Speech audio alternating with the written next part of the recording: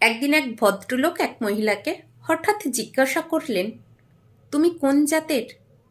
মহিলাটা একটু হাসলেন, তারপর শান্ত স্বরে পাল্টা প্রশ্ন করলেন, কোনটা জানতে চান, নারীর জাত না মায়ের জাত? লোকটি অবাক হয়ে বললেন, দুটোই শুনতে চাই। তখন মহিলার মুখে এক অদ্ভুত প্রশান্তির হাসি ফুটে উঠল। তিনি ধীরে ধীরে বললেন, যখন এক নারী মা হয়ে ওঠে তখন তার কোনো জাত থাকে না। সে তখন সব জাতের ঊর্ধ্বে, সব সীমানার বাইরে। লোকটি প্রশ্ন করলেন, কিভাবে?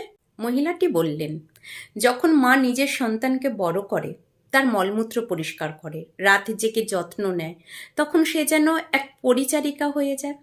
তখন তার পরিচয় হয় শূদ্র।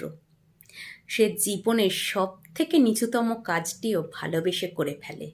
তারপর সন্তান যখন একটু বড় হয়, মা তাকে অশুভ থেকে রক্ষা করে, নিজের বুকের ভেতর আগুন জ্বেলে তাকে আগলে রাখে। তখন সে হয়ে ওঠে এক ক্ষত্রিয়, নিজের সন্তানের জন্য লড়তে প্রস্তুত এক যোদ্ধা। আর যখন সেই সন্তান শেখে, পড়ে, বুঝতে শুরু করে, তখন মাই তার প্রথম শিক্ষক।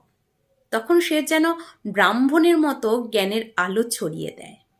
শেষে যখন সন্তান উপার্জন করতে শেখে, সংসারের হিসেব নিকেশ বোঝে, তখন মা তাকে শেখায় কিভাবে টাকা পয়সার মর্যাদা বুঝতে হয়, কিভাবে পরিশ্রমের সম্মান করতে হয়। তখন সে হয়ে ওঠে এক বৈশ্য, সংসারের ভারসাম্য রক্ষাকারী।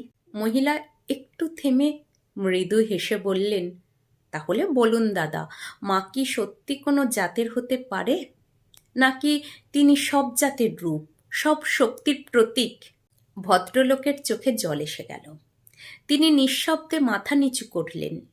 তার চোখে তখন এক অপার শ্রদ্ধা সেই মায়ের প্রতি, যিনি নিজের জাত ভুলে সন্তানকে মানুষ করেন, আর সেই নারীসত্তার প্রতি, যিনি প্রতিদিন নিজেকে ভাঙেন শুধু ভালোবাসার জন্য।